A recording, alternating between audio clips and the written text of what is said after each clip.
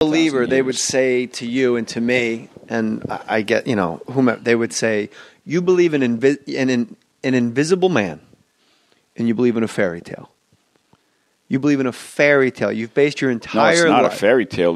Jesus Christ is a historical figure, independent sources. But being the Son of God, and God as a man in the sky, as George Carlin said, always needs money. Not very good with money. It's a great bit. And everybody prays to him on his day off. His one day off, everybody piles into church and bothers him. Not invisible man, spooky language. He's going to put you in a pit of fire. He's going to send you to hell, but he loves you. And he's not very he's not very good with money. Not always needs the cat. Can't hold on to a buck. This God. You can't. And people will ask me on Twitter and on my website, like, prove to me, prove that Christ is the Son of God, and you can't. It's my belief, and I always say to them, prove love to me. Show me proof of love. Yeah. And they go, you answer a question with a question. That means that negates what. And I'm like, well, if I don't like, how do you? You must be maybe because you have the collar. People don't ask you these things because there's a certain respect that you walk down the street with that I don't have. Some people do. I mean, there are people that do, but you're right. Many would not because of that. Because they saw The Exorcist and you freaked them out. The movie, not the one with your creepy priest friend from Oklahoma. And who knew that Oklahoma was the hub for exorcism priests? Like, this guy should be in Manhattan where all the bad stuff's happening. Here's something else. South Beach. The first year that I was a priest, I was living in Bridgeport, Connecticut, and just 2 streets away from us, there was a little girl. This is personal witness.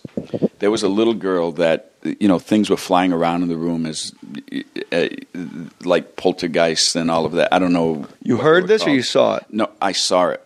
They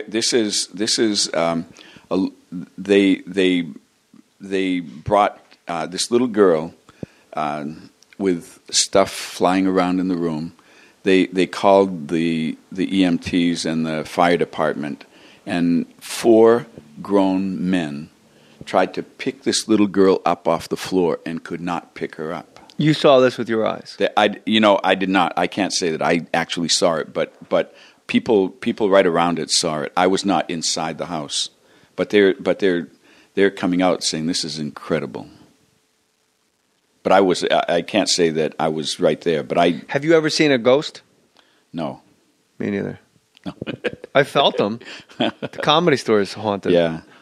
I can say when I remember I was home when my father died, the morning that he died, and he was actually driving my mother to the hospital, and he had a massive heart attack, and about a mile from the hospital, maybe half a mile.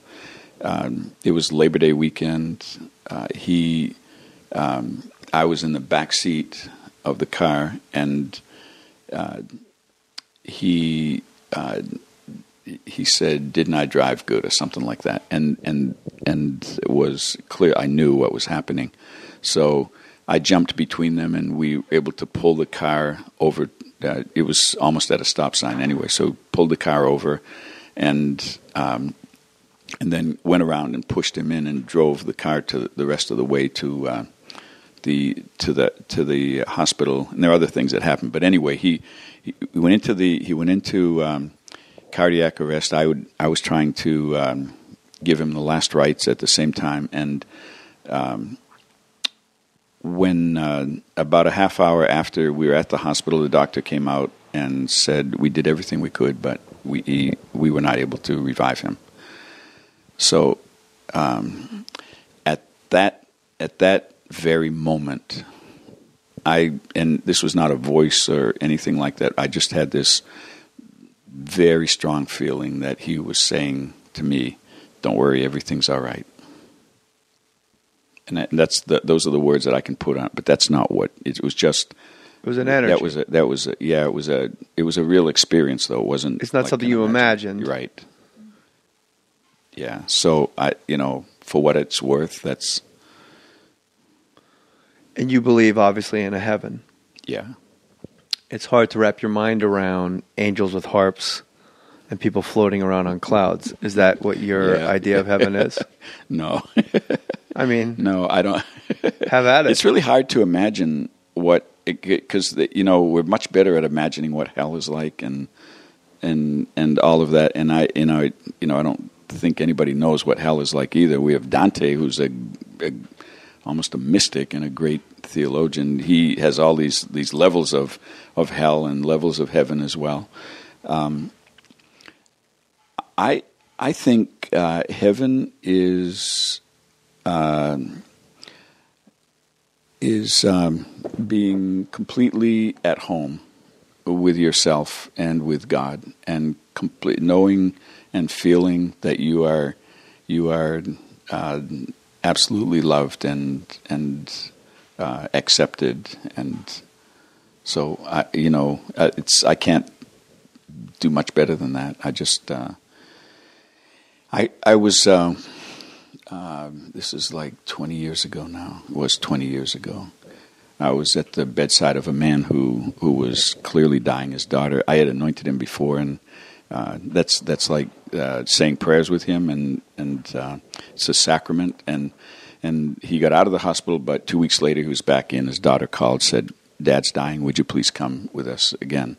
So he was clearly in great pain when we were there, and he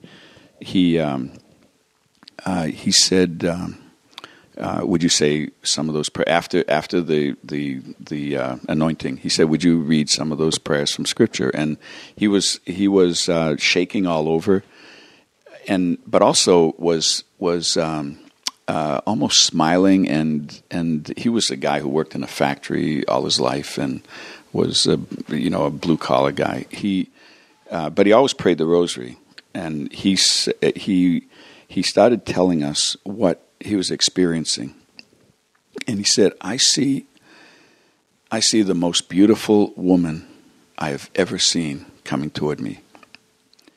And then he said, there are other people with her too, and he just was he had a big smile on his face, and his daughter did something wonderful. She reached over and she touched him on the arm, and she said, "Dad, we know you're going on to something wonderful. Go ahead, go, and don't worry about us. We'll be fine." And within a couple of minutes, he had died. Again, the non-believer would say, and I'm not trying to be funny. No, it could be. That's morphine. The non-believer will go, well, yeah, you're on your deathbed and you're seeing people because you're high as a kite on morphine and pain medication. Yeah. But how many times have you personally? Because people, here's where I shake out on the light. Yeah. Everyone can't be lying. Everyone that's ever came back from like drowning or dying, they can't all be full of shit and making up a bullshit story. If 1% of them are true, there's something extraordinary happening out of reach of us. Now, and there may be a way to explain it, physically and all of that, but still, I was struck by Bill Gates, who I don't think was particularly believer or smart. All that. Bill Gates? I'm sorry, not Bill Gates. Steve Jobs. I was being a jerk. I didn't believe he was particularly, and I said smart. I was being a complete creep. Right. Steve Jobs, when he was dying, they said the last words he said were, "Wow, wow, wow." And who knows what that meant? Somebody was standing on his foot. Wow. What he couldn't say because he was ravaged by cancer was, "Wow, get off my foot." What kind of person does this in a hospital? I had a dream. My grandfather, Red, my mother's father, was my hero. Truly, probably the man I was ever closest to. Because he was a patriarch, but he was also, we were like best friends. And he was very sick for a long time. And then I was with him when my cousin died. My cousin Willy died. He got killed by a drunk driver when he was 21, a little bit before his 21st birthday. And he lived in a motorhome by choice, my grandfather. And I remember I was in the motorhome, and to see your grandfather take a knee nobody should see that. Like the strongest man to get on his knees wailing because one of his grandsons were killed. You're not supposed to bury your kids or your for that matter. And I remember after he died, I had a dream that he was in a room down a hallway. And I looked and I thought, that's him, Oh my God, Rhett, Maurice Ferguson. And I said, that's him. And I made my way towards the room. And it was just from very far away. It was just a very gentle room. It was just a room of calm and gentle. And he was sort of sitting on the edge of a bed. And then I walked towards the room. It'd be like down the hallway of a hotel, and he was in the last room at the end. But the hallway was like an Embassy Suites, where it's like a square where it goes all the way around when you walk. Leave it to me to have like a beautiful heaven dream and work in the Embassy Suites. They might want to sponsor the podcast at some point, That might have clinched it.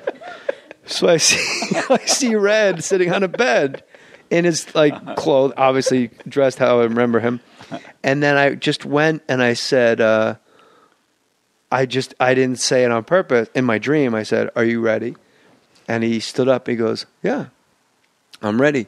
And he came out of the room and walked toward me and down the hallway like an L shape. So I walked down one end, and then he came out of the room and went, he made a right and went down.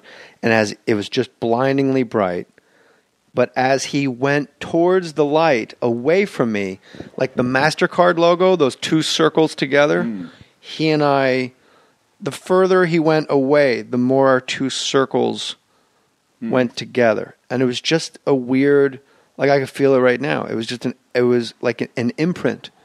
And the more he went into that light, the more like he just got, like how you put leaves in a book. Yeah. That got pushed into my sternum and my back. And I thought, when I woke up, there was I believe to this day, there was some hiccup because he didn't believe in heaven. I interviewed him before he died, and I lost the tapes, of course, because it would have been fascinating. He goes, you step on an ant, it dies. There's no heaven for ants or for dead dogs all over the place. But I really woke up from that dream going, oh, he's in. He made it. I've never had anything like that happen. But how many people have you personally, you, not a guy, not outside the house, have you see the light, come back, tell you about the light, and then go back around? And not very many. I'm kind of a lousy answer, Father Willie. It's really teed you up there for JJ thousands of times. I've seen so many people touch the Lord, stroke his long, white, flowing beard. When I was an altar boy, I remember after I think it was Easter Sunday, it was a very big ceremony, and this elderly man coming out of church, people walking all around him, fell down on the floor, and the priest went over and started, with all of his vestments on and everything, was speaking into his ear and then listening to him, and it was that's really imprinted in my mind that this guy was so lucky that he just finished Mass and he's coming out and he's going right to heaven. So it is like door-to-door service. Yeah. It is weird. Like you give last rites often, right? Yeah. And I thought, wow, that's got to be the worst part about being a priest. But then we try not to call them last rites anymore because it's the sacrament of healing, and a lot of times people get better, and yeah, they get scared. My Gram's been given last rites like 16 times. They got to, they just do the drive-by version at this point. The guy just hauls up the 101 and just yells at Canoga. But then I thought, well, I'm going to call it last rites for the sake of the listeners. Okay, can't drop new verbiage on them. But I always thought that's got to be the worst part about being a priest is funerals, whatever. I mean, the person's dead, nothing you can do. But sorry to be crass, but I mean, they're dead and you can offer, at least you can be of service and offer solace. But last rites, you're actually sitting there with somebody racked with pain, dying, and everyone around them is grieving. And then I thought, I think it was Father Tim that said, oh no, that's one of my favorite parts of the job. And I thought, that's morbid. And he goes, no, I get to hand them over. Right. I'm the conduit between two worlds, and that blew my mind. Like there's no greater honor than last rites to be the one. Take my hand and let's gently, and I'll just walk you into the ether. Wow. Yeah, that is. Do you believe in the devil? Yeah. You believe there's a guy with horns and a pointy tail and holding a trident? No, I don't. Those are all artists' images that they've created to give us something to hold on to. But what do you think the devil is? What or where? whom or where? What is your, when you think of the devil? What I mean, people listening think of a guy with a pitchfork and think we're crazy that we believe in a god with a long flowing beard and a devil with a pitchfork and horns, doing work all the time, making guys